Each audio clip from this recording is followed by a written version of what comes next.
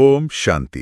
प्यारे रूहानी भाई बहनों, आज 28 जनवरी 2026 के हम बाबा के अनमोल मधुर महावाक्य सुनेंगे। ओम शांति। चलिए कुछ पल अपने मन बुद्धि को सब तरफ से हटाकर एक प्यारे बाबा की याद में स्थित हो जाएं।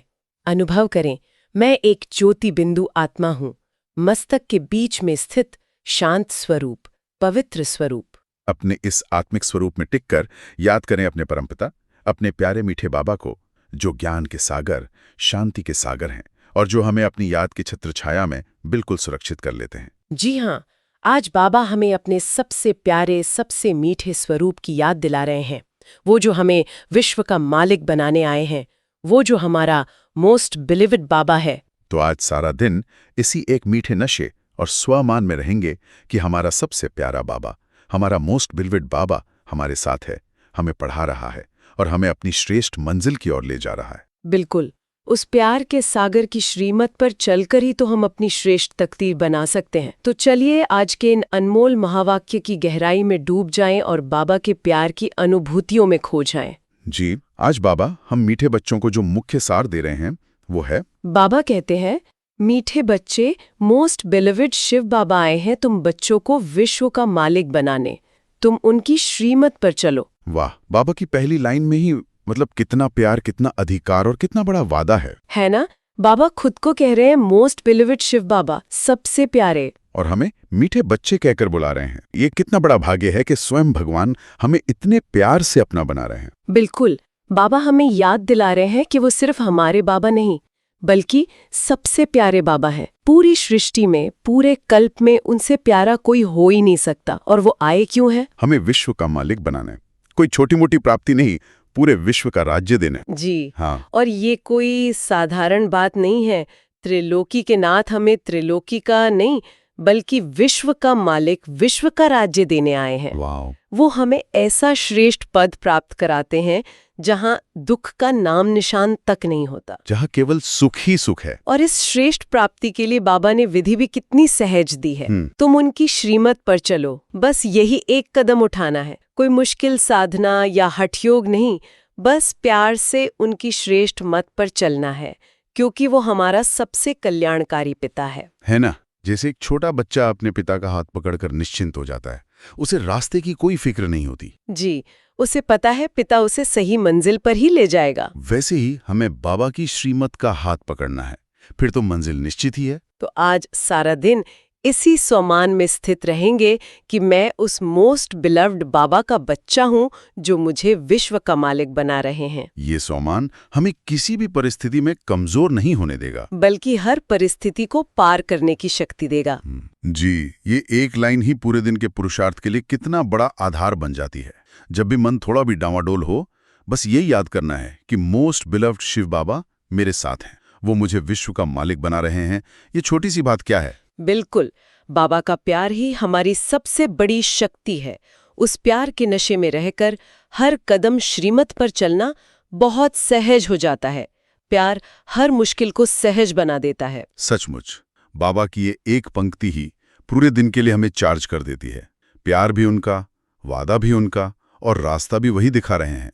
हमें तो बस उस प्यारे बाबा पर निश्चय रख उनके दिखाए रास्ते पर कदम बढ़ाते चलना है। जी, चलिए अब आगे बढ़ते हैं आज के प्रश्नोत्तर की तरफ।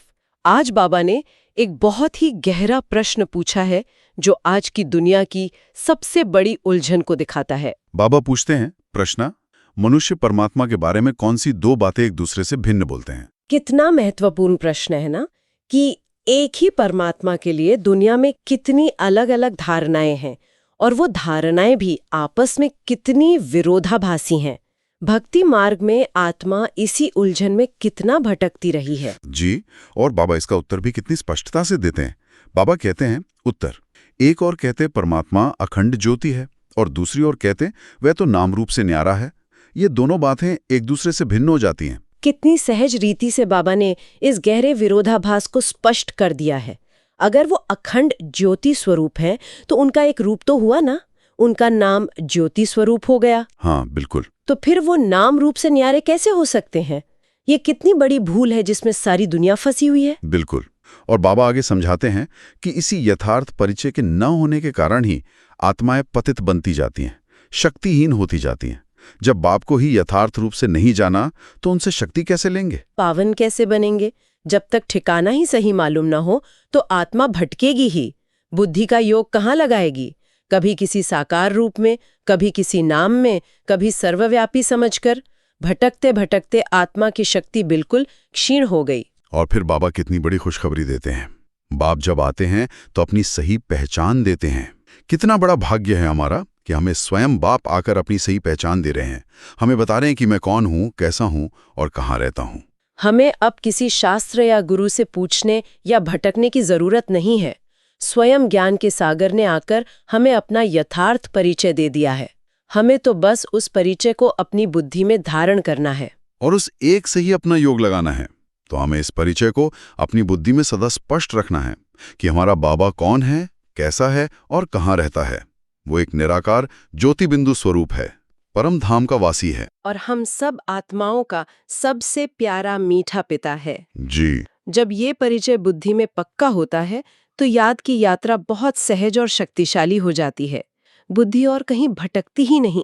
आत्मा को अपना सच्चा ठिकाना, अपना घर और अपना पिता मिल जाता है। यही ज्ञान की सबसे पहली और सबसे महत्वपूर्ण सीढ़ी है, बाप का यथार्थ परिचय। इस परिचय की स्पष्टता ही हमारे पुरुषार्थ का आधार है। जी, चलिए अब बाबा की मधुर शिक्षाओं की गहराई में चलते हैं। आज बाबा ने हमें हमारी 84 जन्मों की कहानी बहुत प्यार से याद दिलाई है। बाबा कहते हैं, तुमने 84 जन्मों में 84 साकारी बाप किए हैं। वास्तव में असुल हो निराकार बाप के बच्चे। तुम आत्मा परमपिता परमात्मा के बच्चे हो। यहाँ आकर तुम लौकिक बाप के बच्चे बनते हो तो फिर उस बाप को भूल जाते हो। वाह, कितनी सीधी और कितनी गहरी बात बाबा ने समझाई है। हम आत्मा असल में तो उस एक अविनाशी निराकार बाप के बच्चे हैं। ये हमारा असली और सबसे पहला संबंध है जी। पर इस देह की दुनिया में आकर हर जन्म में देह के बापों को अपना मानकर हम उस एक सच्चे पारलौकिक बाप को ही भूल गए। जी हाँ, और बाबा ने ये भी याद दिलाया कि सुख में कोई सिमरन नहीं करता। सतयुग त्रेता में जब हम सुखी थे, देवी देवता थे, तब भी उस पारलौकिक बाप को भूले हुए थे क्योंकि वहां दुख नहीं था। द्वापर से जब दुख शुरू होता है तभी आत्मा पुकारना शुरू करती है। बिल्कुल। और ये पुकार भी कौन करती है? आत्मा करती है। और बुद्धि का योग स्वतः ही उस निराकार बाबा की तरफ जाता है। मुख से निकलता है, हे परमात्मा, हे बाबा। ये बाबा अक्षर ही कितना मीठा है। बाबा कहते हैं राइट अक्षर बाबा ही है, एक लौकिक बाबा और एक पारलौकिक बाबा। जी। तो अब हमें स्वयं से ये पूछना है कि मेरी बुद्धि का लगाव अब किस बाप की तरफ से ज्यादा रहता है? क्या मैं देह अभिमान में आकर लौकिक संबंधों और बातों में ही उलझी रहती हूँ, या मैं आत्माभिमानी बनकर उस एक पारलौकिक बाप की याद में रहती हूँ जो मुझे सब दुखों से छुड़ाने आए हैं? और बाबा ने फिर आत्मा के वस्त्र यानी इस शरीर की कहानी भी बहुत सुंदर रीति से सुनाई है कि कैसे हम सतो प्रधान से तमो प्रधान बने। जी, बाबा कहते हैं तुम्हारी आत्मा और शरीर रूपी वस्त्र सतो प्रधान थे, फिर गोल्डन एज से सिल्वर एज में आत्मा आई तो शरीर भी सिल्वर एज में आया, फिर कॉपर एज में आया, अभी तो तुम्हारी आत्मा बिल्कुल ही पतित हो गई है तो शरीर भी पतित है। जी, बाबा ने कितना सहज उदाहरण दिया है 14 कैरेट सोने का, जिसे कोई पसंद नहीं करता क्योंकि उसमें खाद पड़ जाती है और वो काला पड़ जाता है। हमारी आत्मा की चमक भी 84 जन्मों का चक्र लगाते लगाते ऐसे ही खत्म हो गई है। हम आयरन एज्ड यानी कलयुगी पतित बन गए हैं। और इस कालिमा को, इस पतितपन को कोई गंगा स्नान नहीं मिटा सकता। ये कोई स्थूल मैल नहीं है जो पानी से धुल जाए। ये तो आत्मा पर चढ़े विकर्मों का मैल है। इसे मिटाने के लिए तो पतित पावन बाप को ही आना पड़ता है। वो ज्ञान और योग के जल से हमें पावन बनाते हैं। जी, जब आत्मा दुख में त्राही त्राही करती है, पुकारती है, हे पतित पावन आओ, तब बाबा ड्रामा अनुसार इस संगम के कल्याणकारी युग पर आते हैं हमें फिर से पावन बनाने। ये हमारा कितना बड़ा सौभाग्य है कि हम उस भाग्यशाली समय पर हैं जब स्वयं बाबा आकर हमें पावन बना रहे हैं। तो हमें अपनी चेकिंग करनी है। क्या मुझे अपनी आत्मा की इस 84 जन्मों की यात्रा का पूरा ज्ञान बुद्धि में स्पष्ट है? क्या मैं अब पावन बनने के पुरुषार्थ में तीव्र गति से लगी हुई हूँ? क्या मैं रोज अमृत वेले बाबा की याद से अपनी आत्मा को सतो प्रधान बनाने की मेहनत करती हूँ? बिल्कुल। इसके बाद बाबा ने ज्ञान और भक्ति का अंतर बहुत ही सुंदर रीति से समझाया है, जो हमारे पुरुषार्थ के लिए बहुत महत्वपूर्ण है। हाँ, बाबा कहते हैं यह है रुद्र ज्ञान यज्ञ। इस समय ही बाप यह अविनाशी रुद्र ज्ञान यज्ञ रचते हैं, जिसका फिर बाद में गायन चलता है। भक्ति सदैव तो नहीं चलती रहेगी। भक्ति है रात, ज्ञान है दिन। वाह, भक्ति रात है और ज्ञान दिन है। कितना स्पष्ट और कितना गहरा अंतर है। हम आधा कल्प भक्ति की अंधेरी रात में भटकते रहे, मांगते रहे, दर दर की ठोकरें खाते रहे, और अब बाप ने आकर ज्ञान का सवेरा कर दिया है, हमारी भटकन समाप्त कर दी है। जी, भक्ति में हम भिखारी बनकर मांगते थे, दुखी होकर पुकारते थे, और ज्ञान में बाबा हमें अपना बच्चा बनाकर, अधिकार देकर विश्व का मालिक बना देते हैं। रात और दिन का अंतर है। भक्ति में गिरती कला थी, कलाएं कम होती जाती थी, और ज्ञान में चढ़ती कलाएं, हम पावन बनते जाते हैं। बिल्कुल। और बाबा ने बताया कि ये कोई मनुष्यों का रचा हुआ यज्ञ नहीं है, ये स्वयं परमपिता परमात्मा शिव का रचा हुआ रुद्र ज्ञान यज्ञ है।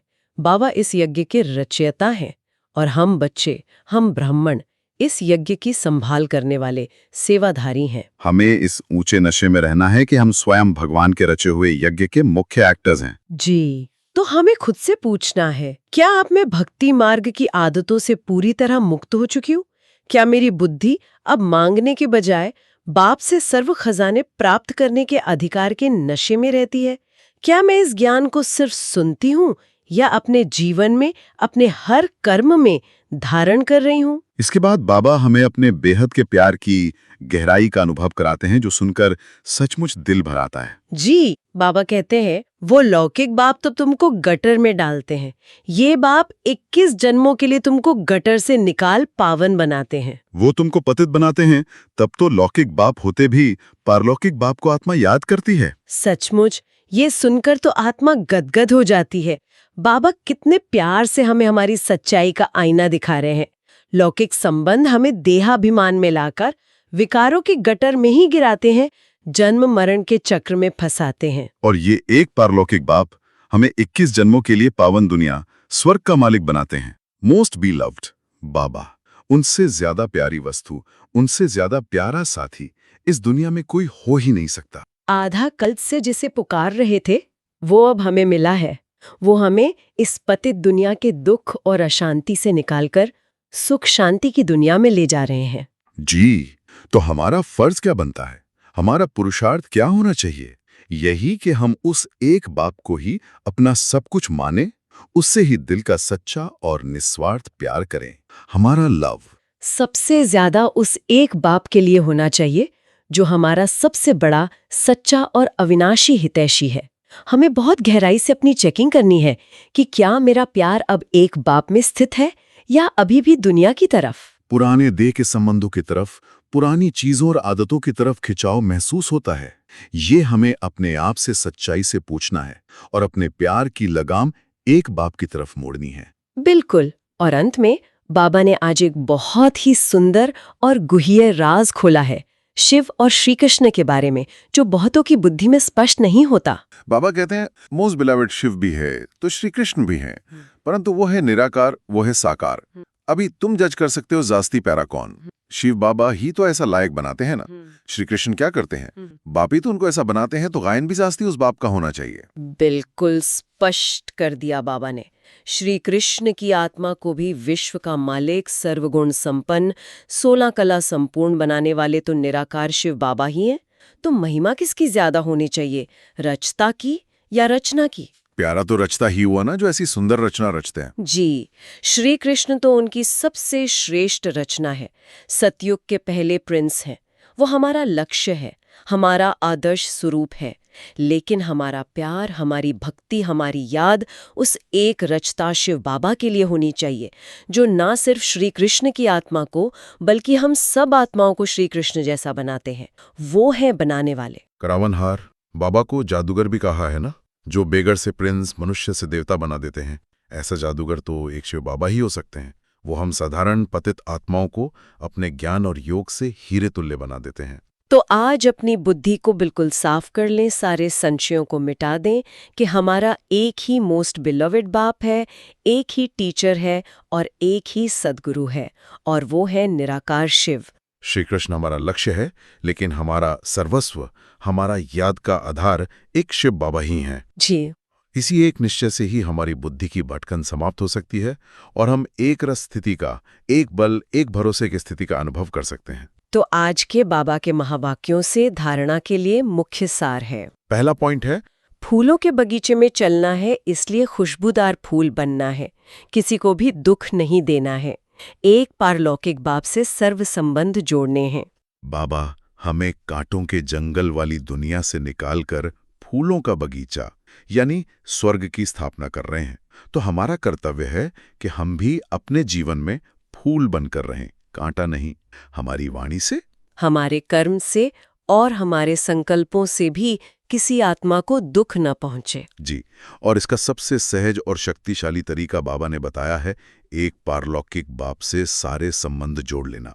जब वो हमारा साथी, हमारा दोस्त, हमारी माँ, हमारा पिता, हमारा सच्चा सद्गुरु, हमारा साजन सब कुछ बन जाएगा, तो हम स्वतः ही सबके लिए फूल बन जाएंगे। क्योंकि फिर हमें किसी भी मनुष्य आत्मा से कोई अपेक्षा नहीं रहेगी। जब एक बाप से सर्व प्राप्तियां हो जाती हैं तो आत्मा भरपूर और संतुष्ट हो जाती है, और जो आत्मा भरपूर होती है वही दूसरों को सुख दे सकती है, शांति दे सकती है, प्यार दे सकती है, वही खुशबूदार फूल बन सकती है। तो आज हमें सारा दिन अपनी चेकिंग करनी है कि क्या मैं फूल बनकर रह रहा हूं, क्या मेरी वाणी में मिठास है, क्या मेरे संकल्प हर एक के प्रति शुभ हैं, क्या मेरे सारे संबंध एक बाप से जुड़ गए हैं। और दूसरा पॉइंट है, शिव बाबा प्यारे से प्यारा है, उस एक को ही प्यार करना है, सुखदाता बाप को याद करना है। ये आज की सारी शिक्षाओं का एक तरह से सार है। अपनी बुद्धि में, अपने दिल में ये पक्का कर लेना है कि इस पूरी दुनिया में 84 जन्मों की इस पूरे चक्र में शिव बाबा से प्यारा, सच्चा और हितैषी कोई नहीं है, न था, न होगा। जब ये निश्चय बुद्धि में पक्का होगा तो याद बहुत सहज और स्वतः हो जाएगी। याद उसी को किया जाता है जिससे बेहद का प्यार होता है। तो हमें अपने दिल से पूछना है कि मेरा सबसे सच्चा और गहरा प्यार किससे है? क्या वो सुखदाता बाप ही मेरा सर्वस्व है? अगर उस एक सुखदाता बाप से हमारा सच्चा प्यार होगा तो उनकी याद हमें हर दुख से, हर परिस्थिति से मुक्त कर देगी। उनकी याद ही सुख का सागर है, तो हमें और कहीं बाहर सुख ढूंढने की जरूरत ही नहीं पड़ेगी। जी, यही धारणा का सार है कि हम प्यार से उस एक प्यारे बाबा को याद करें और सबके लिए फूल बनकर खुशबू फैलाते रहें। आज हम बच्चों के लिए बाबा का विशेष वरदान है। वरदान, किसी की कमी कमजोरी को न देख अपने गुण व शक्तियों का सहयोग देने वाले मास्टर दाता भाव। वाह, कितना श्रेष्ठ टाइटल और कितना ऊंचा कर्तव्य बाबा ने हमें दिया है। मास्टर दाता, जैसे बाबा दाता है वैसे हम बच्चे भी मास्टर दाता। बाबा हमें अपने समान दाता बना रहे हैं। और दाता का काम क्या होता है? केवल देना। बाबा कहते हैं, किसी की कमी कमजोरी मत देखो, वो तो हर एक में अपने अपने संस्कारों अनुसार हैं, बल्कि ये देखो कि मैं इन्हें अपने कौन से गुण या शक्ति का सहयोग दे सकता हूं। जी, अगर कोई आत्मा अशांत है तो मैं उसे अपनी शांति की शक्ति का दान दे सकता हूँ। कोई कमजोर है तो मैं उसे अपनी शक्ति का सहयोग दे सकता हूँ। हमारी भावना ये नहीं होनी चाहिए कि ये तो है ही ऐसा, ये कभी नहीं सुधर सकता। नहीं, ये दातापन की निशानी नहीं है। दाता का दिल विशाल होता है। बाबा कहते हैं, शुभ भावना हो कि मैं इस आत्मा को भी बाप समान बनाऊं। ये है मास्टर दाता का श्रेष्ठ दृष्टिकोण। तब हम सच्चे अर्थों में मास्टर दाता कहलाएंगे। तो आज सारा दिन इस वरदान को स्वरूप में लाने का अभ्यास करेंगे। हर आत्मा को देखते हुए, हर किसी से बात करते हुए यही सोचना है, मैं इस आत्मा को क्या दे सकती हूँ? मेरे पास बाबा की दी हुई कौन सी शक्ति है जो इनके काम आ सकती है? ये अभ्यास हमें दूसरों की कमी कमजोरियों को देखने की आदत से उपराम कर देगा और हमारा ध्यान अपनी विशेषताओं और शक्तियों पर केंद्रित करेगा, जिन्हें हम और बढ़ा सकेंगे। और आज के दिन भर के अभ्यास के लिए स्लोगन है, स्लोगन, मनसा वाचा कर्मणा सेवा करने वाले ही निरंतर सेवाधारी हैं, उनके हर श्वास में सेवा समाई हुई है। बहुत सुंदर स्लोगन है। निरंतर सेवाधारी वो नहीं जो सिर्फ वाचा से सेवा करते हैं या जो सिर्फ सेंटर पे सेवा करते हैं, बल्कि वो हैं जिनकी सेवा तीनों स्तर पर चलती है। जी, जब मन में सेवा का भाव होता है तो वाचा और कर्मणा में सेवा स्वतः आ जाती है। बिल्कुल, हमारा हर संकल्प, हर बोल और हर कर्म जब सेवा के खाते में जमा होता है, तब हम निरंतर सेवाधारी बनते हैं। हमारा चलना फिरना, देखना, सोचना सब कुछ सेवामय हो जाता है। उनके हर श्वास में सेवा समा जाती है। तो इस स्लोगन को हम ट्रैफिक कंट्रोल के समय विशेष याद कर सकते हैं। जब भी कोई व्यर्थ संकल्प आए, इस स्लोगन के स्विच को ऑन करें और अपनी स्थिति को सेवाधारी की बना लें। खुद से पूछें, इस समय मेरा कौन सा संकल्प, बोल या कर्म सेवा कर रहा है। आज बाबा हमें अव्यक्त मास के लिए बहुत गहरा और मीठा इशारा दे रहे हैं। जी, बाबा कहते हैं, इस अव्यक्ति मास में बंधन मुक्त रहे, जीवन मुक्त स्थिति का अनुभव करो। पहले अपनी देह से, देह के संबंध से और पुरानी दुनिया की स्मृति से मुक्त बनो। बाबा हमें जीवन में रहते हुए, इस शरीर में रहते हुए मुक्ति का अनुभव करने की विधि बता रहे हैं, और वो विधि है बंधन मुक्त बनना। जब तक हम किसी भी प्रकार के बंधन में हैं, तब तक जीवन मुक्ति की सच्ची अनुभूति नहीं कर सकते। जी, बाबा ने 3 मुख्य बंधनों की ओर हमारा ध्यान खिंचवाया है। पहला, अपनी देह का बंधन। मैं ये देह हूँ, मेरा शरीर ऐसा है, मुझे ये बीमारी है। ये देह भान ही सबसे बड़ा और पहला बंधन है। दूसरा, देह के संबंध का बंधन। मेरा पति, मेरे बच्चे, मेरे परिवार, ये जो मेरापन और मोह का बंधन है, ये आत्मा को नीचे खींचता है और बाप से दूर ले जाता है। और तीसरा बंधन है पुरानी दुनिया की स्मृति का, यानी पुरानी दुनिया के किसी भी व्यक्ति, वस्तु, वैभव या पद प्रतिष्ठा के प्रति आकर्षण का बंधन। मेरा घर, मेरी संपत्ति, मेरा पद, ये सब सूक्ष्म बंधन है जो आत्मा को हल्का होने, फरिश्ता बनने से रोकते हैं। फरिश्ता अर्थात ही हल्का, जिसका इस पुरानी दुनिया से, अपने पुराने शरीर से भी कोई लगाव नहीं। जब तक इन तीनों बंधनों से हम मुक्त नहीं होते, तब तक जीवन में रहते हुए फरिश्तेपन का, जीवन मुक्ति का सच्चा अनुभव नहीं कर सकते। तो हमें बहुत गहराई से अपनी चेकिंग करनी है। क्या मैं देहबान से न्यारी, खुद को आत्मा समझकर चलती हूँ? क्या संबंधियों के बीच रहते हुए भी मेरी बुद्धि एक बाप से जुड़ी है, उनसे न्यारी और प्यारी है? क्या पुरानी दुनिया की कोई बात, कोई व्यक्ति, कोई वस्तु मुझे अभी भी अपनी ओर आकर्षित करती है? या किसी के अपमान या सम्मान का मुझ पर असर होता है?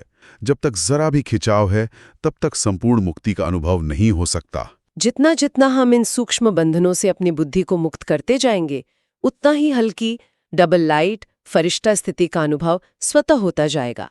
ये बाबा का हम बच्चों के लिए बहुत मीठा और गहरा इशारा है, विशेषकर इस अव्यक्त मास में अभ्यास करने के लिए। चलिए अब आज की शिक्षाओं के आधार पर कुछ बहुत शक्तिशाली स्वमानों का अभ्यास करते हैं। इन स्वमानों को अपने मन में दोहराएं और इनकी गहरी अनुभूति में स्थित होने का प्रयास करें। पहला स्वमान, मैं मोस्ट बिलवेड बाबा का विश्व मालिक बच्चा हूँ। इस स्वमान में स्थित होकर अनुभव करें कि त्रिलोकी का नाथ, सर्वशक्तिमान मेरा बाबा है और वो मुझे 21 जन्मों के लिए विश्व की बादशाही का वर्षा दे रहा है। मैं कोई साधारण आत्मा नहीं, मैं विश्व का मालिक बनने वाली पद्मा पदम भाग्यशाली आत्मा हूँ। सारा दिन इस नशे और अधिकार की स्थिति में रहें। कोई भी परिस्थिति आए, कोई भी व्यक्ति सामने आए, याद रखें, मैं विश्व का मालिक हूँ। यह परिस्थिति तो राई के समान है। इस नशे से हर परिस्थिति छोटी लगने लगेगी। दूसरा स्वमान, मैं पतित पावन बाप की पावन संतान हूँ। महसूस करें कि पतित पावन शिव बाबा की पवित्रता की किरणें, शक्ति की किरणें मुझ आत्मा पर पड़ रही हैं और मेरे जन्म जन्मांतर की सारी कालिमा, सारे विकर्म भस्म हो रहे हैं। मैं आत्मा शुद्ध और पवित्र बन रही हूँ। मैं मास्टर पवित्रता का सागर हूँ। जब भी कोई अपवित्र संकल्प आए, कोई पुरानी आसुरी आदत तंग करे, इस स्वमान को याद करें, मैं पावन आत्मा हूँ। अपवित्रता मेरा अनादि और आदि स्वरूप नहीं है।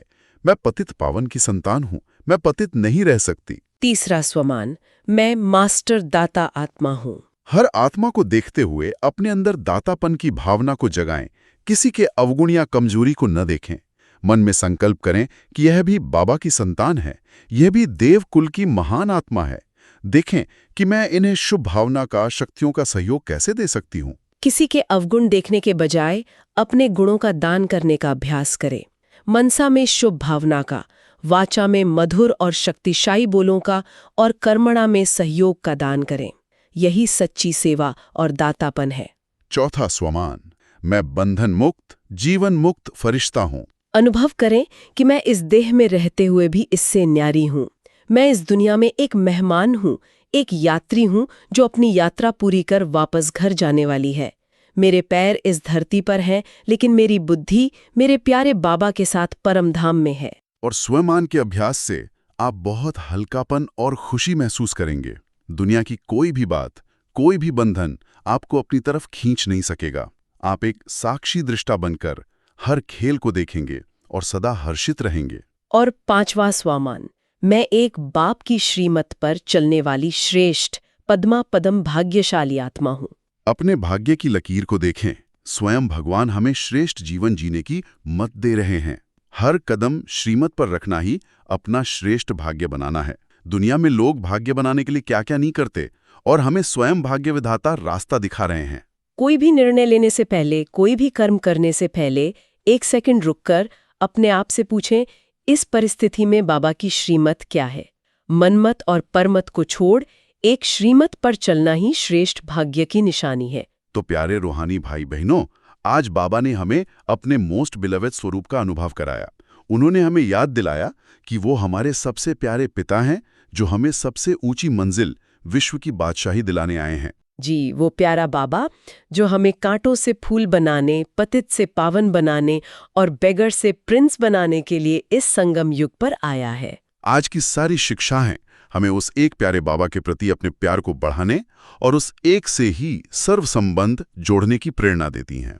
आज का वरदान हमें मास्टर दाता बनकर हर आत्मा को सहयोग देने की प्रेरणा दे रहा है। और स्लोगन हमें निरंतर सेवाधारी बनने की युक्ति बता रहा है। हमारा पुरुषार्थ यही है कि हम उस एक प्यारे बाबा को प्यार से याद करें और उसकी श्रीमत पर चलकर अपना श्रेष्ठ भाग्य बनाते चलें। अगर आप रोज बाबा की इस मीठी गहरी श्रीमत को सुनकर अपने जीवन को श्रेष्ठ बनाना चाहते हैं और अपने पुरुषार्थ में रोजाना सहयोग पाना चाहते हैं, तो इस चैनल को सब्सक्राइब जरूर करें, ताकि बाबा का प्यार और मार्गदर्शन आपको हर रोज मिलता रहे। अच्छा, ओम शांति।